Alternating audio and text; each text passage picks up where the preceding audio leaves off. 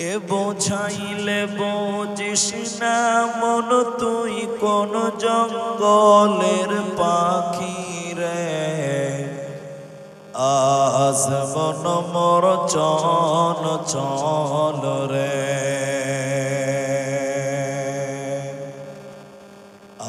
আজ মন মোর চল চল রে ভাই।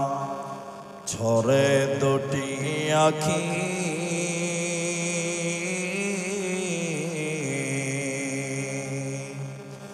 এ বোঝাইলে বুঝিস না মন তুই কোন জঙ্গলের পাখি রে। আজ মন মোর চল চল রে। কাঁচা বাঁশের খাট পালঙ্ক শুকনো পাটের দড়ি, এ আত্মীয় স্বজনে মিলে রেখে আসবে আপন বাড়ি রে। আজ মন মোর চল চল রে। ফুলের পাতা গরম পানি গোসল করাবে, এ গোসল করায়া মন তোর কাফন পরাবে রে। আজ মন মোর চল চল রে। কাফন পরায়া মন তোর খাটলে তুলিবে, এ খাটলে তুলিয়া মন তোর জানাজা পড়াবে রে। আজ মন মোর চল চল রে। জানাজা পড়ায়া মন তোর কবরে রাখিবে, এমন কির নাকির ফেরেশতা তখনই আসিবে রে। আজ মন মোর চল চল রে। মুনকির নাকির ফেরেশতা তখনই জিগাবে, এ রব কি তোমার দিন কি ছিল।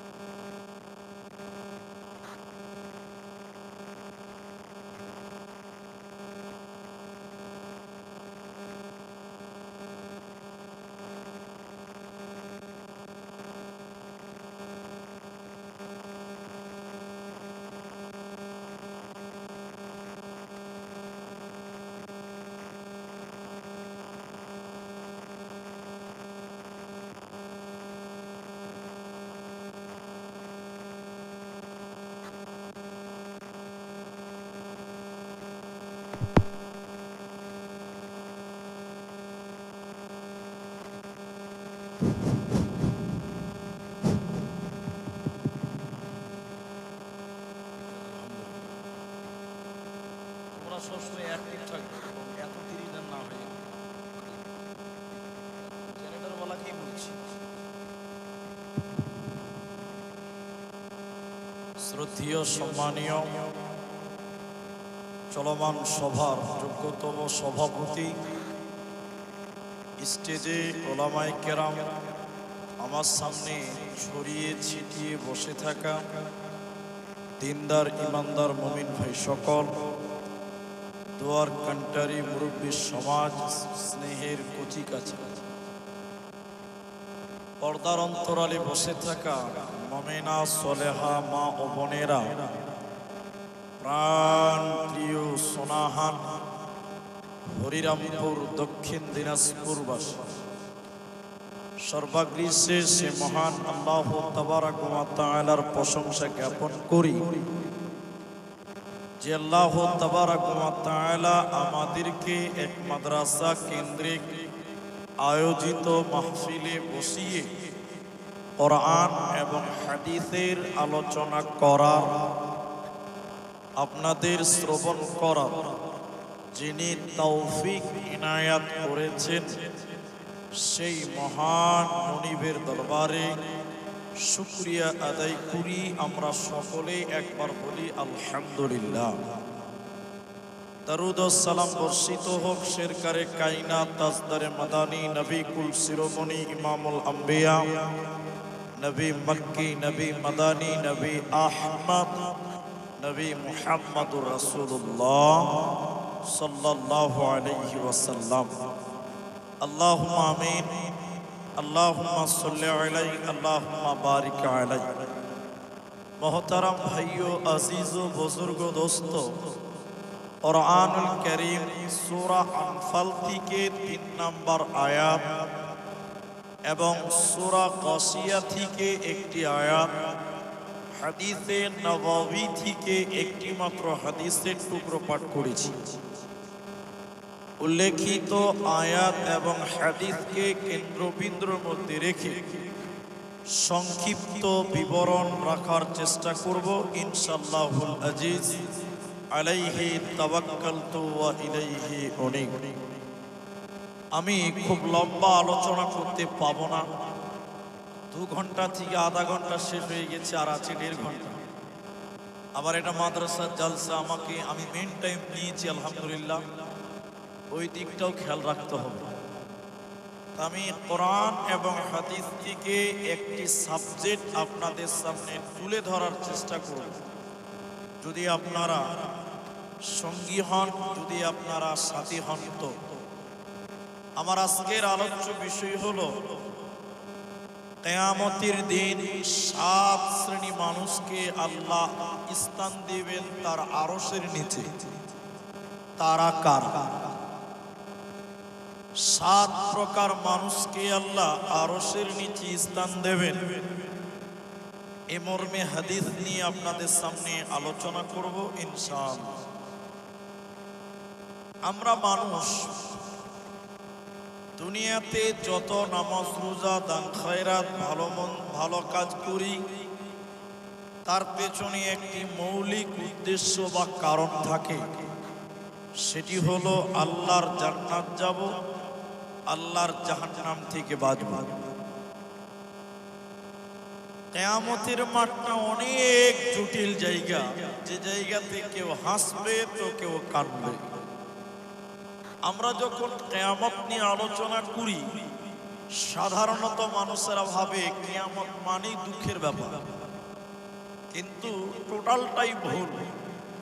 কিয়ামতের দিন অনেক মানুষের মুখ উজ্জ্বল হবে, হাসবে, যাদেরকে ডান হাতে আমলনামা দেওয়া হবে। তাহলে অনেক মানুষের আনন্দের দিন, যে আমরা আজকে জান্নাতের সার্টিফিকেট পেলাম, আমরা জান্নাতি হয়ে গেলাম, তাহলে তাদের জন্য আনন্দের দিন। কিন্তু যারা মুজরিম জালেম, আল্লাহ তাদেরকে কিয়ামতের দিন লাঞ্ছিত করবেন, অপমান করবেন, আল্লাহ তাদেরকে জাহান্নামে দিবেন। আল্লাহ তাবারাক ওয়া তাআলা কোরআনুল কারীম সূরা ইয়াসিনের 59 নম্বর আয়াতে বলছেন, ওয়ামতাজুল ইয়াউমা আইয়ুহাল মুজরিমুন, কিয়ামতের দিন মুজরিমদেরকে, জালেমদেরকে, এক কথায় পাপিষ্ট ব্যক্তিদেরকে আল্লাহ তাআলা কিয়ামতের দিন বলবেন, তোমরা পৃথক হয়ে যাও, আলাদা হয়ে যাও, ভাগ হয়ে যাও, তোমরা মুমিনদের সঙ্গে কিয়ামতের দিন থাকতে পাবে না। আলাদা করে এমন জায়গাতে সাট করে দাঁড় করবেন, সাইড করে রাখবেন, সেই কিয়ামতের দিন মানুষের মাথার 1 মাইল মতান্তরে 1 হাত উপরে সূর্য চলে আসবে। সূর্যের তাপের কারণে মানুষদের শরীরে বৃষ্টির মতন ঘাম ঝরবে। নবী মুহাম্মদুর রাসূলুল্লাহ সাল্লাল্লাহু আলাইহি ওয়াসাল্লাম তিনি বলেছেন, কাউরি কাউরি ঘাম হবে টাকনু পর্যন্ত, কারো কারো ঘাম হবে কোমর পর্যন্ত, কারো কারো ঘাম হবে নাক পর্যন্ত। মানে সূর্যের তাপের কারণে মানুষেরা বৃষ্টির মতন তাদের শরীর থেকে পানি পড়বে, ঘাম ঝরবে। শুধু তাই নয়, নবীজি বললেন, ওই সূর্যের তাপে মানুষের মগজগুলো টকবক টকবক করে ফুটবে। মানুষের মগজগুলো ফুটতে ফুটতে মানুষের নাক দিয়ে, চোখ দিয়ে চুইয়ে চুইয়ে মগজগুলো পড়বে। এই দিনটাকে বলা হয় ইয়াউমাল কিয়ামা, কিয়ামতের দিন। সেই দিনটাকেই বলা হয় ইয়াউমাল ফাসল, জুদাইয়ের দিন। ওই দিনটাকে বলা হয় কারিয়া, আল কারিয়া তুমাল কারিয়া। ওই দিনকেই বলা হয় গাসিয়া, হাল আতাকা হাদিসুল গাসিয়া। ওই দিনকেই বলা হয় আযীম, আনিন নাবাইল আযীম। ওই দিনটাকেই বলা হয় হাক্কা, আল হাক্কাতুল হাক্কা। ওই দিনকেই বলা হয়েছে মালিকি ইয়াউমিদ্দিন।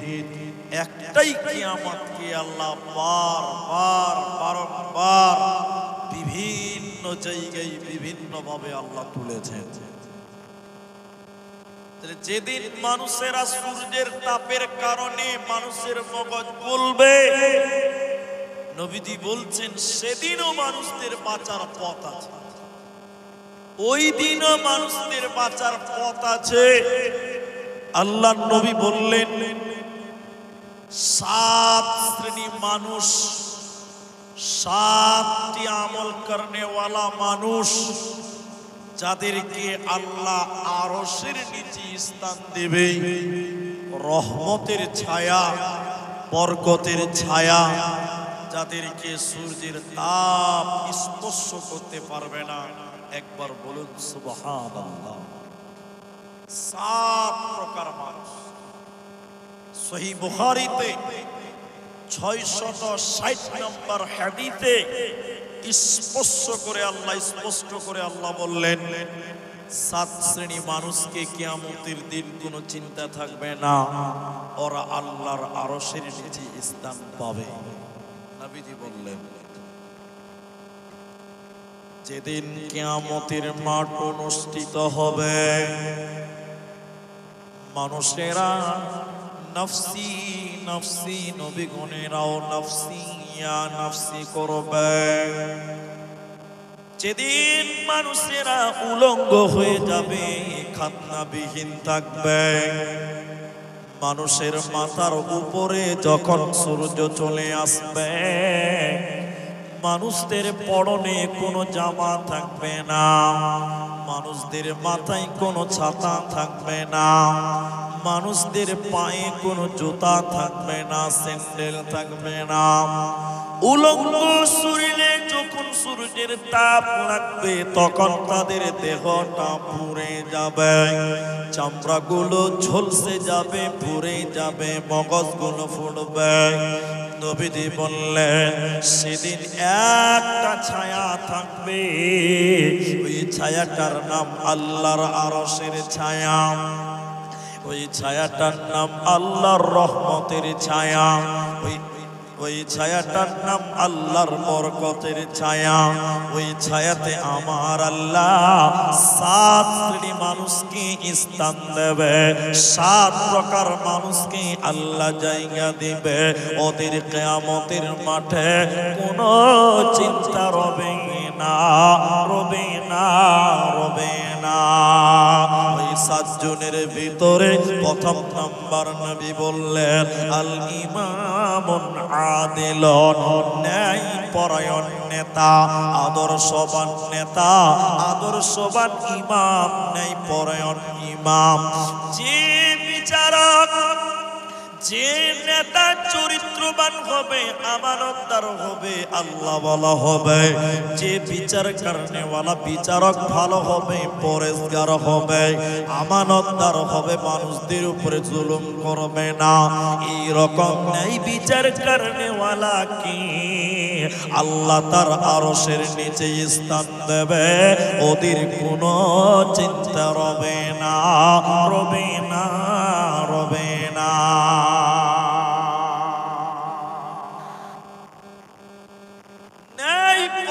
নেতা আর যে নেতা, যে বিচারক, যে মাতাব্বর, যে আপনার কিনে সর্দার, যে মোড়ল ন্যায় বিচার করে না, মানুষদের প্রতি জুলুম করে, অন্যায় করে, খেয়ানত করে, এই নেতাকে বলা হয় জালিম, এই বিচারককে বলা হয় ফাসিক, এই বিচারককে বলা হয় কাফির। আল্লাহ কোরআনে বলেছে। এখন পুরো মাঠেই মানুষ আছেন, কিন্তু মনে হচ্ছে ভারতবর্ষের ম্যাপ, মাঠটা থেকে ভারতবর্ষের কি মনে হচ্ছে, ওইখান থেকে শুরু করেছে, যেটা ওখানে আছে, মাঝখানে উড়িষ্যা, এটা মধ্যপ্রদেশ, এটা মহারাষ্ট্র, এটা পশ্চিমবঙ্গ, এটা ঝাড়খণ্ড, ম্যাপ সেজে গেছে ভারত। এরকম না হলে হয়। যারা আছেন ভাই, এই যে মাঝখানে যে বসেছেন দেখেন, এরা মনে ভাবছে কেউ সামনে যেতে পাবি না,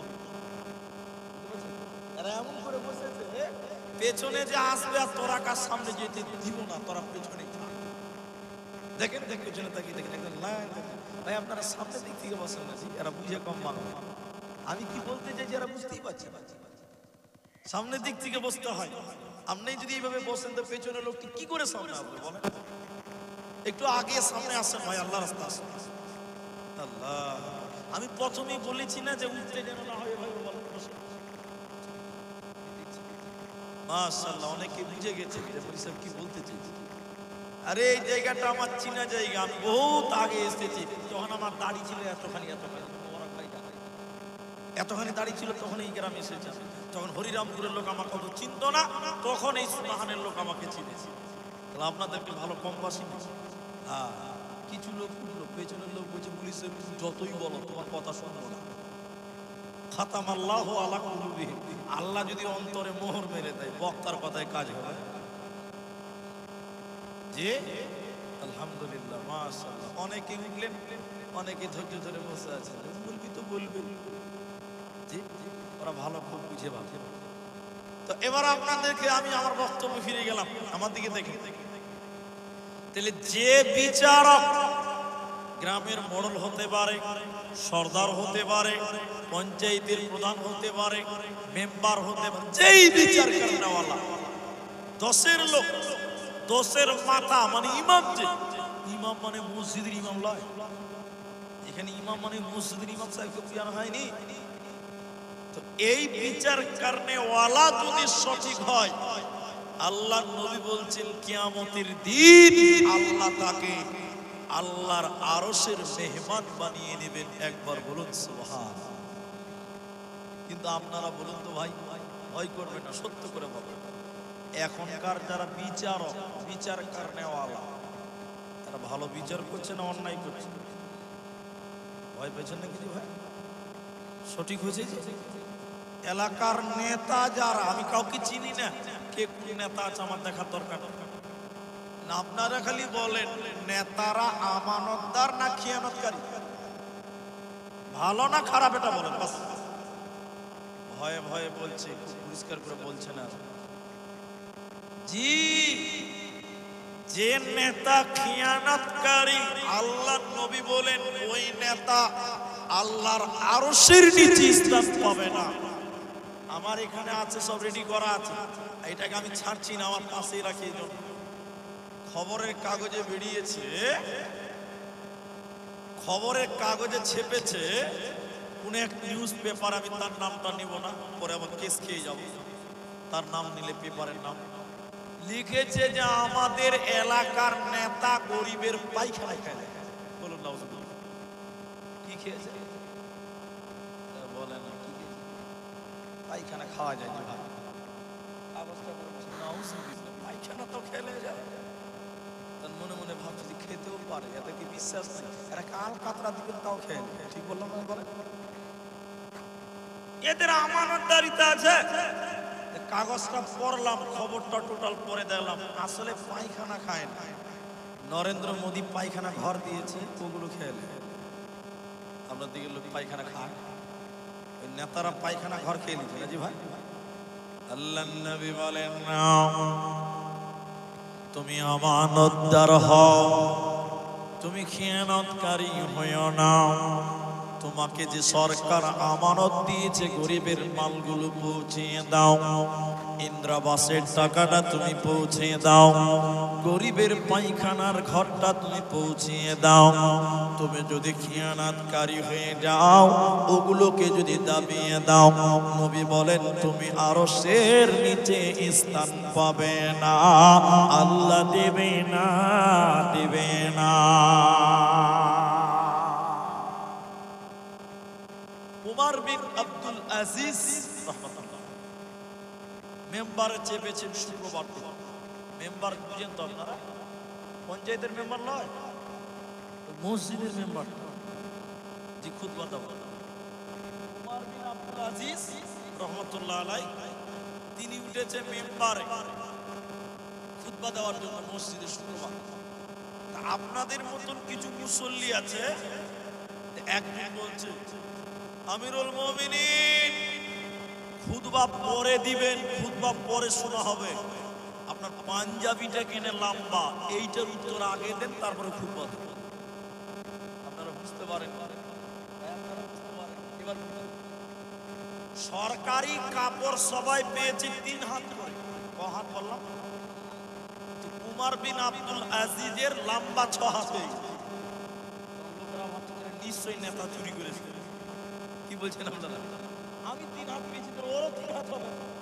এই লিগা বলছে খুতবা পরে শুনবো, পাঞ্জাবি লম্বা কেনে, এইটার উত্তর আগে দেন, তারপরে বক্তব্য দেন।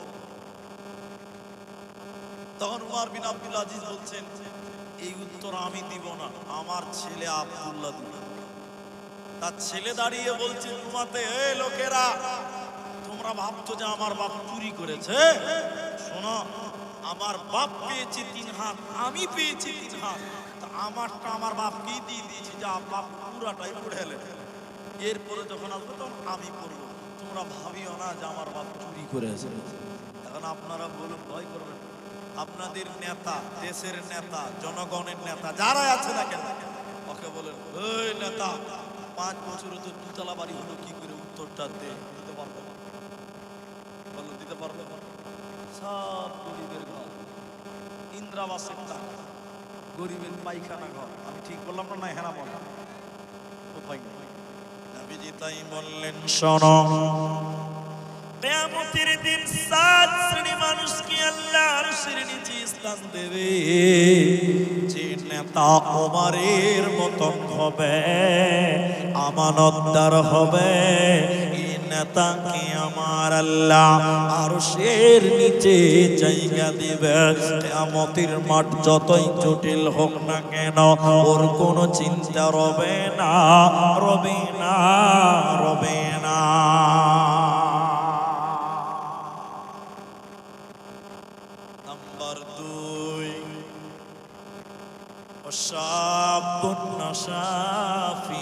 ইবাদাতিল্লাহ। নবীজি বলেন কিয়ামতের দিন 7 শ্রেণীর মানুষকে আল্লাহ আরশের নিচে স্থান দেবে। ওই 7 জনের ভিতরে দ্বিতীয় নম্বর হলো যে যুবক আল্লাহর ইবাদতে জীবন অতিবাহিত করে, যে যুবক যৌবনকাল আল্লাহর ইবাদতে কাটিয়ে দেয়, যে যুবক যৌবনকাল আল্লাহর ইবাদতে অতিবাহিত করে, এই যুবককে আমার আল্লাহ আরশের নিচে স্থান দেবে।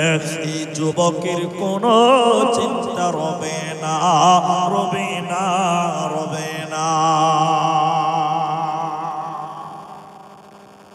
যুবক তুমি যৌবনকাল আল্লাহর ইবাদত করবে, কার ইবাদত করব? কিন্তু আপনারা বলেন এখন যুবক যৌবনকালে আল্লাহর ইবাদত করে না, ইবাদত করে কখন বলুন তো? যখন বুড়ো থুবরা হয়ে যায় তখন মসজিদে যে নামাজ পড়তে যায়। যুবক ছেলে আল্লাহর ইবাদত আজকালকার জামানায় করতে চায় না। আমি ঠিক বললাম না? না হেনা বললাম। কিন্তু নবী বললেন যুবক তরুণ যদি যৌবনকালে আল্লাহর ইবাদত করে, আমি আল্লাহ নবী বলছি আল্লাহ তাকে কিয়ামতের দিন আরশের নিচে স্থান দিবে। বলুন সুবহানাল্লাহ। যুবকের কয়েকটা ইবাদত আপনাদেরকে বলি। যুবকদের কি ইবাদত আছে? এক, পৃথিবীতে একটা ইবাদত আছে একমাত্র যুবকদের জন্য, বাকি আর কেউ করতে পাবে না।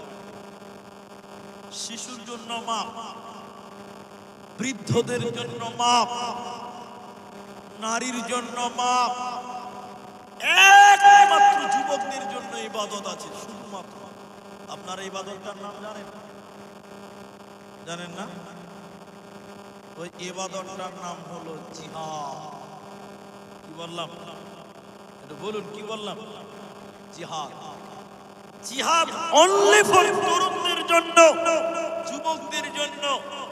বুড়া মানুষদের জন্য জিহাদের কোনো প্রয়োজন নেই।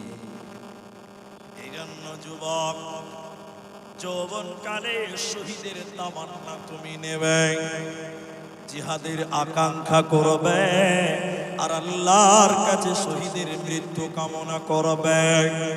তৃতীয় নম্বর যুবকদের জন্য ইবাদতটা কি? তৃতীয় নম্বর যুবকদের ইবাদত হলো ইনকাম করা। ইনকাম করা, মাল উপার্জন করা, এটা যুবকদের জন্য, তরুণদের জন্য এটা আদেশ আল্লাহ কোরআনে বলেছে। কিন্তু এখন অনেক পুরুষ মানুষ দেখবেন একদিন কামাই করবে, 3 দিন বসে খাবে, তারপরে কাজে যায়, তার আগে কাজে যায় না। এইরকম মাল আপনাদের এলাকাতে নাই? ওকে কি বলেন আপনারা? খইলা খইলা। আমাদের দিকে বলে অলস। একদিন কাজ করবে, 3 দিন বসে আগে টাকাটা নষ্ট করবে, খেয়ে শেষ করবে, তারপর কাজে যাবে, তার আগে ও বাড়ি থেকেই বের হবে। কিন্তু ইসলাম বলছে না, তরুণদের জন্য ইনকাম করতে হবে। আল্লাহ কোরআনে অন্য জায়গায় বলেছেন সূরা নিসাতে, ওয়াবিমা আনফাকু মিন আমওয়ালিহিম, পুরুষ তুমি ইনকাম করো আর খরচা করো তোমার ম্যাডামের উপরে, বিবিদের জন্য, আহাল পরিবার ছেলে মেয়েদের জন্য। তাহলে ইনকামের দায়িত্ব পুরুষদের মধ্যে, যারা শক্তিশালী যুবক তাদের জন্য। বুড়া মানুষকে ইনকাম করতে লাগবে। কেন? আল্লাহ কোরআনে বলেছেন, আল্লাহ কোরআনে বলেন ফাইযা কুদিয়াতিস সালাহ, যখন তোমাদের নামাজ হয়ে যাবে, তো ফান্তাশিরু ফিল আরদি, তখন তোমরা জমিনে বেরিয়ে যাও, ওয়াবতাগু মিন ফাদলিল্লাহ, আল্লাহর রিজিককে তোমরা তালাশ করো। যুবক রে, তোমাকে ইনকাম করতে হবে, হালাল রুজি অন্বেষণ করা যুবকদের জন্য ইবাদত।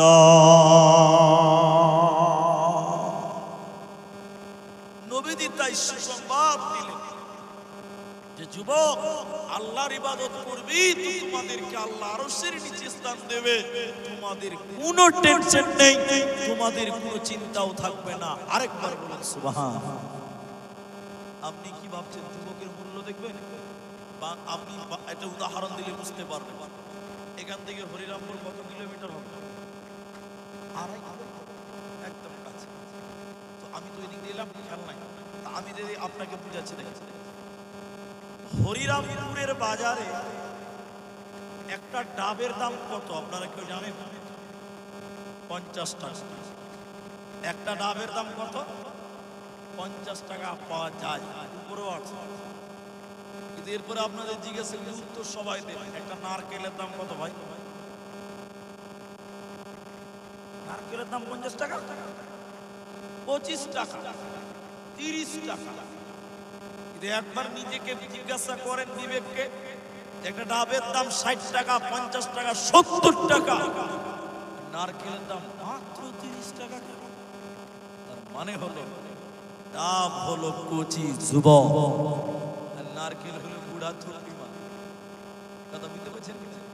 মানুষের কাছে ওর মূল্য কম, আল্লাহর কাছে তরুণদের মূল্য বেশি, যুবকদের মূল্য বেশি। এই জন্য নবী বললেন 7 শ্রেণী মানুষকে আল্লাহ আরশের নিচে স্থান দেবেন।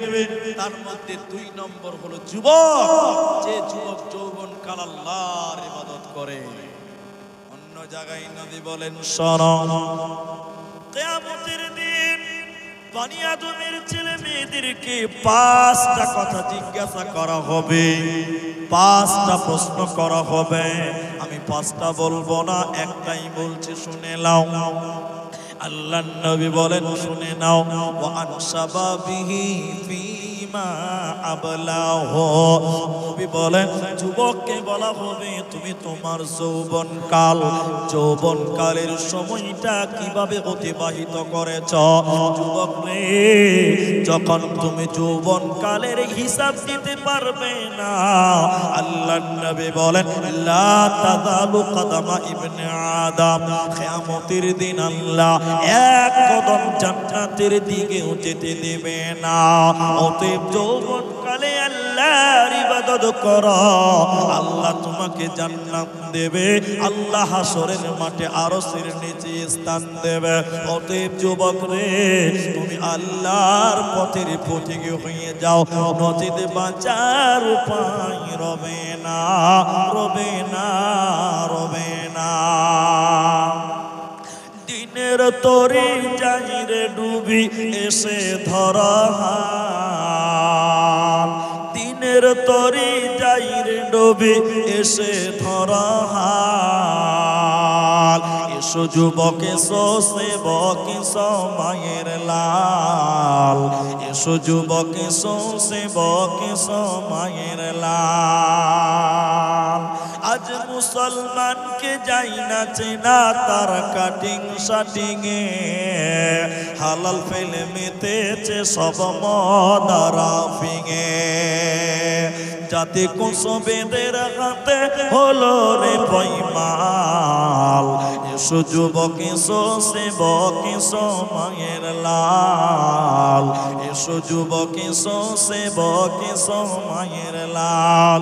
অতএব যুবক রে, তুমি আল্লাহর পথের পথিক হয়ে যাও, তাহলে আল্লাহ আরশের নিচে স্থান দেবে, কোনো চিন্তা থাকবে না। Number 3, রাজুলুন কলবুহু মুআল্লাকুন feel মাসাজিদ। আল্লাকুন মানে হলো ঝোলানো, যেটাকে লটকিয়ে রাখে ওটাকে বলা হয় আল্লাহ। আল্লাকুন লটকানা। তো রাসূলুল্লাহ বললেন 3 নাম্বার কিয়ামতের দিন আরশের নিচে স্থান পাবে কারা? নবী বললেন রাজুলুন কলবুহু মুআল্লাকুন ফিল মাসাজিদ, যার অন্তরটা মসজিদে লটকিয়ে রাখে, মসজিদে ঝুলিয়ে রাখে। নবী বললেন এই রকম মুসল্লিকে আল্লাহ আরশের নিচে স্থান দিবে। বলুন সুবহানাল্লাহ। আপনি পাবেন? আপনি তো নামাজই পড়েন না, আপনি তো নামাজই পড়েন না, আপনাকে আল্লাহর কি আরশের নিচে স্থান দেবে? নবী বলেন যার অন্তরটা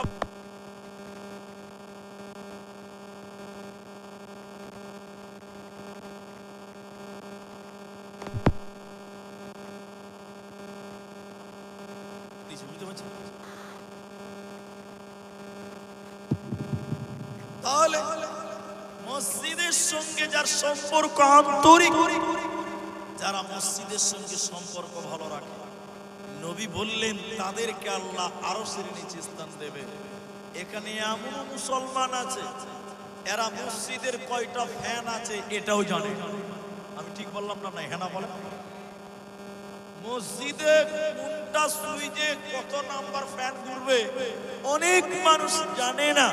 তার মানে হলো মসজিদের সঙ্গে এদের কোনো সম্পর্ক নেই। এই সুনাহান গ্রামে অনেক যুবক ছেলে আছে যারা দেখবে ফেসবুকে লিখবে বাবরি মসজিদকে নিয়ে আফসোস করে। আছে না নাই? বলে না কথা, আছে না নাই? নামাজের খবর নাই, বাবরি মসজিদকে নিয়ে স্ট্যাটাস দিচ্ছে, আফসোস করছে। কপাল পুরা ওর গ্রামের মসজিদের খবর নাই, না বাবরি মসজিদকে নিয়ে আফসোস করছে। ঠিক না নাই বলে? আল্লাহ নবী বললেন আল্লাকুন রাজুলুন কলবুহু মুআল্লাকুন, যার অন্তরটা মসজিদে ঝুলে থাকে এই রকম মানুষকে আল্লাহ আরশের নিচে স্থান দেবে। আরেকবার বলুন সুবহানাল্লাহ। এখন বলবেন পুলিশ সাহেব, নিজের অন্তর কি আর মসজিদে টানানো যাবে? যাবে যাবে। আপনাকে যুক্তি দিয়ে বুঝাই তাহলে বুঝতে পারবেন। এই গ্রামের একটা বয়স্ক মানুষ, তার বয়স হয়েছে 72 বছর। মুখ খুলেন, কত বছর? আসরের নামাজ পড়ে বাড়িতে এসেছে, খানিক মরে গেছে হাঁটতে হাঁটতে, বুড়া মানুষ। চা খেয়ে দোকানে, চা খেয়ে দোকানিকে বলছে জমশেদ কটা বাজে রে? জমশেদ বলছে কেন দাদু? বলে মাগরিবের টাইম হয়নি। বলে না দাদু, এমনি অনেক টাইম। ফের 20 মিনিট পর আবার আরেকজন ঘোড়া মেরে বলছে কটা বাজে ভাই? কেন জি ভাই? বলছি মাগরিবের টাইম হয়নি। আরে না, অনেক টাইম আছে। এ বুড়া চা খেয়েছে, বাড়ি চলে এসেছে, তোমার স্ত্রীকে বলছে ওই জি কটা বাজে? বুড়ি রেগে গেছে। কেন? মাগরিবের টাইম হয়নি। টাইম হলেই চা জানতে, এত হুজুর হুজুর করার কি আছে? আসলে লোকটা আসরের নামাজ পড়ে বাড়ি এসেছে, স্ট্যান্ডে গেছে, চা খেয়েছে, কিন্তু লোকটার অন্তরটা মসজিদেই পড়ে আছে। কখন মাগরিবে আজান দিবে আবার মসজিদে যেতে পারবো। এরকম কিছু মসজিদের পাগল প্রেমিক আল্লাহর দুনিয়াতে আছে না নাই ভাই? আচ্ছা, দেখছেন মার্কেটে গেছে কিন্তু অন্তরটা মসজিদে রয়ে গেছে। আল্লাহ নবী বললেন এরকম মসজিদে যাদের অন্তর থাকে, রাজুলুন কলবুহু মুআল্লাকুন ফিল মাসাজিদ, আল্লাহ নবী বলছেন ওই লোকটাকে আল্লাহ আরশের নিচে স্থান দেবে। আরেকবার জোরে বলুন সুবহানাল্লাহ। এই জন্য মসজিদের ঝাড়ু দিবেন, মসজিদের দেখাশোনা করবেন, মসজিদে মুছে দিবেন, মসজিদটা চাকচিক্য রাখবেন, আল্লাহ খুশি হবে। কি হবে? কিন্তু এখনকার মুসলমান ভাবে যে মসজিদ ঝাড়ু দেওয়ার দায়িত্বটা ইমাম সাহেব। এখনকার মানুষ ভাবে যে মসজিদ ঝাড়ু দেওয়ার দায়িত্ব ইমাম সাহেবের, বাকি আর কারণ। কিছু কিছু লোক দেখবেন শুধু জুমার নামাজ পড়ে, মসজিদে যেয়ে বলবে পেশাবখানাতে তো গন্ধ কেন? পেশাবখানাতে গন্ধ বাড়াবে না তো আতরের সেন বাড়াবে। বলে না কথা, ওই গন্ধ বাড়াবারই যাবে। ইমাম সাহেবকে যে রাগ দেখাইছে, মানে বলতে যে পানি ঢালোনি কেন? আচ্ছা, পেশাবখানা পরিষ্কার করার দায়িত্ব ইমামের না সবারই? সবাই বলুন, সবারই। খালি জান্নাতে ইমাম একলাই যাবে? আপনাকেও যেতে হবে। চলুন হাদিসের পরের বাক্যতে, যে নেতা যে বিচার করনে वाला এক কথাই যে ইমাম ন্যায় নিষ্ঠ, ন্যায় চরিত্রবান, আমানতদার, এই রকম বিচার করনে वाला নেতা আল্লাহর আরশের নিচে স্থান পাবে। যদিও সেদিন সূর্যের তাপের কারণে মানুষেরা পড়বে, এরকম আমানতদার নেতা ওর কোনো চিন্তা রবে না, থাকবে না। দ্বিতীয় নম্বর, যে যুবক যৌবনকাল আল্লাহর ইবাদত কাটিয়ে দেয়। 3 নম্বর, যে লোকটা মসজিদের সঙ্গে সম্পর্ক ভালো রাখে, মসজিদের দেখাশোনা করে, মসজিদে তার অন্তরকে ঝুলিয়ে রাখে, এই লোককে আল্লাহ আরশের নিচে স্থান দেবে। 4 নম্বর শুনলেন মুসলমানেরা, আল্লাহর নবী বলেন যে দ্বীনের জন্য বন্ধুত্ব করে, দ্বীনের জন্য শত্রুতা করে, দ্বীনের জন্য মোহাব্বত করে, এই লোকটাকে আমার আল্লাহ আরশের নিচে স্থান দেবে, এরও কোনো চিন্তা থাকবে না। দ্বীনের মহব্বতটা কেমন জিনিস বুঝাবার জন্য আপনাদের বলি, সোনাহাট দিনাজপুরে আমার কোনো আত্মীয় নাই, বুঝার জন্যই বলছি কথাটা, যদিও সত্য, কোনো আত্মীয় এই গ্রামে নাই। তো আমি এসেছি, দাওয়াত করেছেন, সোশ্যাল মিডিয়াতে দেখেছেন, আসার পরে গ্রামের লোকেরা আমাকে বলছে, হুজুর কি খাবেন? ভাত খাবেন, রুটি খাবেন, চা খাবেন, কফি খাবেন, পানি ঠান্ডা দিব না গরম দিব? এত মহব্বত করছে কেন? ও কি আমার আপন কেউ? ও কি আমার কুটুম? ও কি আমার আত্মীয়? না। এত মহব্বত কেন? মহব্বত হলো শুধুমাত্র দ্বীনের জন্য। কিসের জন্য বললাম? ইসলামের জন্য, দ্বীনের জন্য মহব্বত। আল্লাহ রাসূল বললেন, অপরিচিত মানুষ শুধু ইসলামের জন্য, দ্বীন ইসলামের জন্য যদি আপনি তাকে আপন করে নিতে পারেন, আল্লাহ নবী বলছেন আল্লাহ তাকে আরশের নিচে স্থান দিবে। আরেকবার বলুন সুবহানাল্লাহ। আপনি রাস্তায় হাঁটছেন, একটা লোক টুপি মাথায় দিয়ে আছে, পাঞ্জাবি পরে আছে, মুখে সুন্নতের দাঁড়িয়ে আছে, টাকনুর নিচে কাপড় পরছে, আপনি বুঝতে পারছেন লোকটা মুসলমান, আপনি তাকে সালাম দেন, এটা তার হক। এটা নবী বলছেন একজন মুসলমানের প্রতি আরেকটা মুসলমানের হক। বলুন সুবহানাল্লাহ। ভালোবাসা, দোয়া দেন, আল্লাহ তোমার উপরে শান্তি বর্ষিত করুক, আসসালামু আলাইকুম, আমি দোয়া দেন, ইসলামের শিক্ষা। তাই নবী বললেন, তুমি দ্বীনের জন্য, ইসলামের জন্য আপন করো এবং ইসলামের জন্য আপনকে দূর করে দাও, শত্রু বানিয়ে দাও, এতে আল্লাহ কত খুশি হয়। নবীজি বললেন, সহিহ বুখারীতে 660 নম্বর হাদিস, আল্লাহ নবী বলছেন আল্লাহ তাকে আরশের নিচে স্থান দেন। একবার জোরে বলুন সুবহানাল্লাহ। নাম্বার 5, নবী মুহাম্মদুর রাসূলুল্লাহ বললেন, শুনে নাও, এমন একটা মহিলা, যে মেয়েটা দেখতে সুন্দর, যে মেয়েটার বংশ ভালো, বিরাট বড় বংশের মেয়ে, মেয়েটা দেখতে মাশাআল্লাহ অনেক সুন্দর, এরকম একটা সুন্দরী মেয়ে একটা যুবককে বলছে, চলো চলো প্রেম করি গা, চলো চলো পালিয়ে যাই, চলো চলো সেনা করি গা, পৃথিবীর কেউ জানবে না, দুনিয়ার কেউ জানবে না। বিশ্বনবী বলেন, ওই সময় যুবক যদি বলতে পারে, বোন রে, আমি আল্লাহকে ভয় করি, আমি আল্লাহকে ভয় করি, আমি এই পাপের কাজে যেতে পারি না, পারবো না, পারবো না। নবী বলেন, যুবক রে, আল্লাহ তোমাকে তার মেহমান বানাবেন, আরশের মেহমান, আল্লাহ তার রহমতের ছায়াতে তোমাকে জায়গা দেবে। অতএব যুবক, আল্লাহর ভয়ে সুন্দরী মেয়েকে তুমি সরিয়ে দাও, ওটা পাপ, ওটা গুনাহ, ওটা অন্যায়। অতএব এই কথা ফিরিয়ে দিতে পারে যুবতী সুন্দরী মেয়েকে, আল্লাহর নবী বলেন, এই যুবক তোমার কোনো চিন্তা থাকবে না।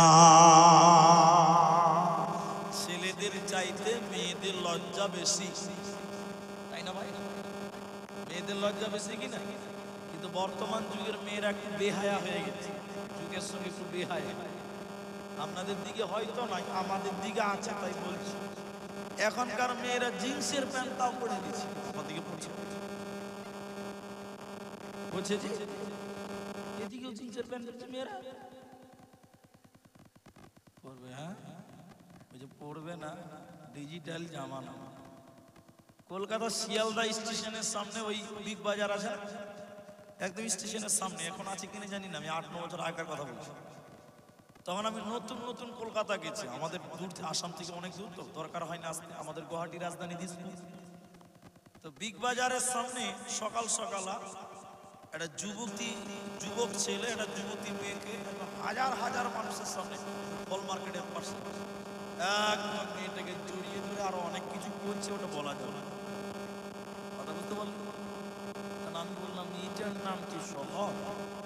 আমি পাঞ্চুবা পড়েছিলাম, আমাদের দোস্ত বন্ধু তাকানো যাবে না, কিছু বলাও যাবে না। আমি বললাম এই যুগ যদি আমাদের গ্রামে চলে আসে তাহলে মুশকিল হয়ে গেছে। আল্লাহ, এখন আমাদের গ্রামে ওইগুলোই চলছে, ঠিক না? নাই হ্যাঁ না বলে আল্লাহ। বেটি ছেলে এতখানি এতখানি প্যান্ট পরে যুবতী বেটি ছেলে রাস্তাতে হাঁটছে, এখনকার মেয়েরা মুখে বলে না জেনা করিগা, পালিয়ে যাই ব্যভিচার করিগা, মুখে বলে না। এখনকার মেয়েরা তাদের চলন, তাদের আকার, তাদের ইঙ্গিতে পুরুষদেরকে আকর্ষণ করছে, চ আমাকে নিয়ে তুই পালা, ঠিক না? নাই হ্যাঁ না বলে। আরে ওড়না পৃথিবীতে এসেছে মাথা এবং বুক ঢাকার জন্য, আপনারা কি হ্যাঁ না বলবেন না? ওড়না কিনে এসেছে পৃথিবীতে বুক ঢাকার জন্য, মাথা ঢাকার জন্য। এখনকার মেয়েরা ওড়না দিয়ে মাথাও ঢাকে না, বুকও ঢাকে না, ওড়না গলাতে ঝুলিয়ে রেখে দিয়েছে। আচ্ছা বলুন, একটা যুবক ছিল ওই মেয়েটার দিকে যদি তাকায়, কন্ট্রোল করতে পারবে?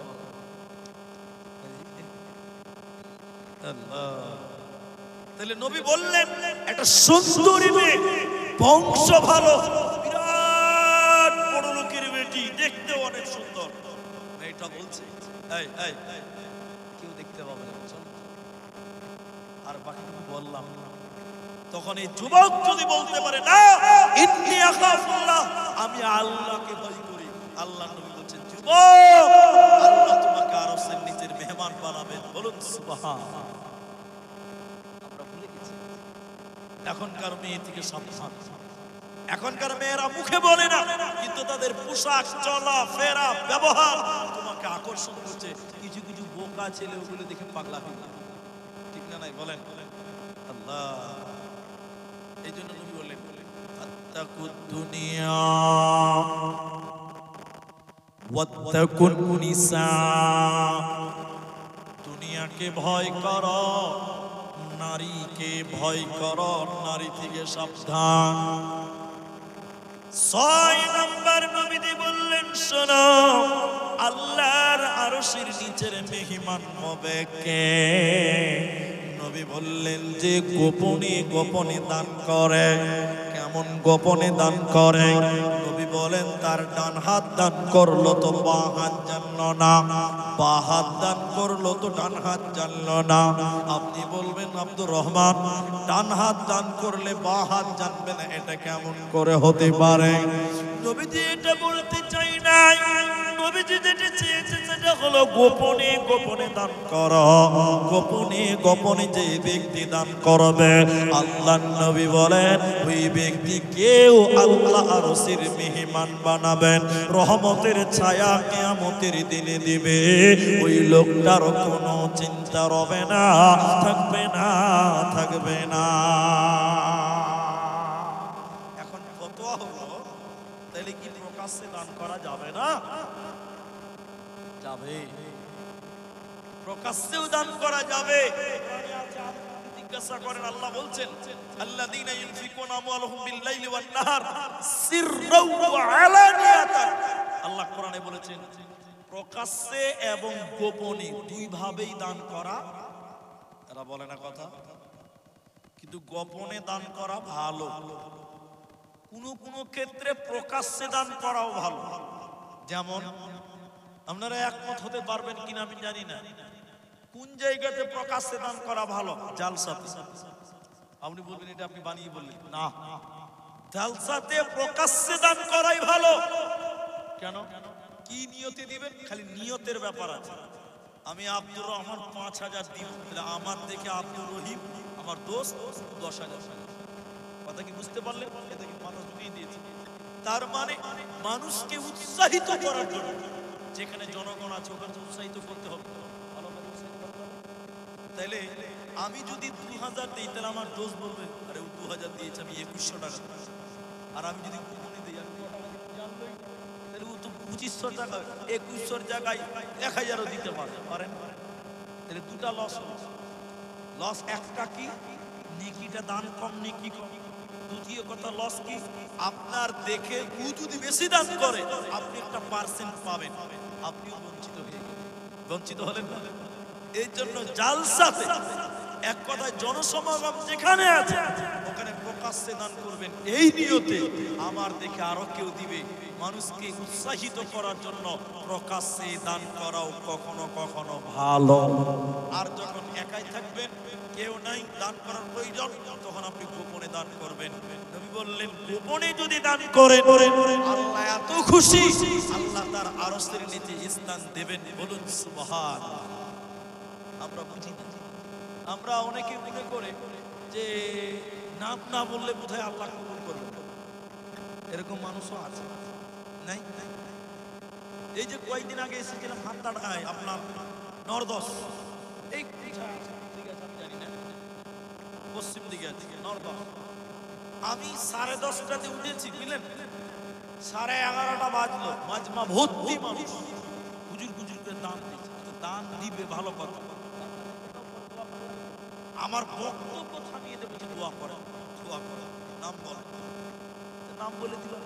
কিছু কিছু মানুষ ভাবে যে নাম না বললে বোধহয় আল্লাহ শুনতেই পাবে না বা দেখতেও পাবে না। বলুন না, আপনার এটা তো দক্ষিণ। উত্তর দিনাজপুরে একটা জলসা এসেছিলাম রমজান মাস, বহুদিন আগেকার কথা, জায়গার নাম বলছি না। অনেক রাত জলসাতে উঠেছি, মুখ ঢেকেছিলাম, রুমাল মাথা দিয়েছিলাম, অনেক রাত। এটা মেয়ে মানুষ আমাকে 1500 টাকা দিয়েছে। ক টাকা দিয়েছে বলছে, তখন নাম বলেছিল, নামটা বলে বলছিল হুজুর আপনি টাকাটা দিয়ে আমার নাম বলে একটু দোয়া করে দিন। ঠিক আছে, টাকা দিয়েছি, স্টেজে বসে আছি, বক্তব্য রাখছে, আজ যেরকম বক্তব্য রাখছে, বুঝতে পারছেন, আমি বসেছি স্টেজে এসে বক্তব্য রাখছে, নামটা আমার মাথা থেকে ভুলে গেছে, বুঝতে পারছেন কি বলছেন। এবার 1500 টাকা সভাপতি দিয়ে ভাই আপনি রাখেন, একটা মেয়ে ছেলে নাম কি ভুলে গেছে। এবার ওই দান তো দান হয়ে গেল। এবার আমি 2 ঘন্টা জলসা করে নামছি, নামটা বলি, ওই মেয়েটা দৌড়তে দৌড়তে এসে বলছে হুজুর সাহেব টাকাটা ঘুরিয়ে দাও। কেন নাম বলো নিজে, তাহলে ও কি ভাবছে যে নামটা মাইকে বলা হলো না, তাহলে আল্লাহ বোধহয় শুনতেই পেলে। ঠিক বললাম না? না হ্যাঁ না বলেন। মুহাম্মাদুর রাসূলুল্লাহ আসমা রাদিয়াল্লাহু আনহাকে বলছেন, ইয়া আসমা তুমি দান করো, কিন্তু তুমি হিসাব করিও না, তুমি গুনিও না। কেন কেন কেন? তুমি যদি গুনে গুনে গুনে গুনে দান করো, আল্লাহ গুনে গুনে তোমার আমলনামায় নেকি দেবে। আর তুমি যদি বেহিসাব দান করো, আল্লাহ তোমাকে বিনা হিসাবে আমলনামায় নেকি লিখবে। বলুন সুবহানাল্লাহ। এজন্য মুসলমান নবীজি ফজিলত বর্ণনা করছেন, শুনে নাও। যে ব্যক্তি গোপনে দান করলো, ডান হাত দান করলো তো বাঁ হাত জানলো না, বাঁ হাত দান করলো তো ডান হাত জানলো না। বিশ্ব নবী বলছেন এই লোকটি আমার আল্লাহ আরশের নিচে স্থান দেবে, এর কোনো চিন্তা রবে না, থাকবে না, থাকবে না। 7 নাম্বার শুনলেন, আল্লাহর নবী বললেন ওয়ারাদুলুন যাকারাল্লাহু খালিয়ান ফাফাযাতুহু আইনুহু। আল্লাহর নবী বলেন শোনো, যে ব্যক্তিটা নির্জনে একাকিত্বে আল্লাহর ভয়ে কাঁদবে রে, বললেন শুনে নাও, এই ব্যক্তিকে আল্লাহ আরশের নিচে স্থান দেবে। আল্লাহর ভয়ে যারা কাঁদবে, রাদুলুন যাকারাল্লাহ খালিয়ান ফাফাযাতুহু আইনুহু, আল্লাহর ভয়ে যে কাঁদবে, আল্লাহর ভয়ে যে অস্ত্র ফেলবে, এই ব্যক্তিকে আমার আল্লাহ কিয়ামতের দিন সূর্যের তাপে পোড়াবে না, আল্লাহ রহমতের ছায়া দান করবে, বরকতের ছায়া দান করবে। এইজন্য মুসলমান তুমি আল্লাহকে ভয় করো, আল্লাহর ভয় তুমি দিলে রাখো, মরার পর জান্নাত হবে, কোনো তোমার চিন্তা রবে না। নবীজি বললেন, আপনারা আমার দিকে একটু তাকান, এই লাইট বন্ধ করুন, আমার দিকে তাকান।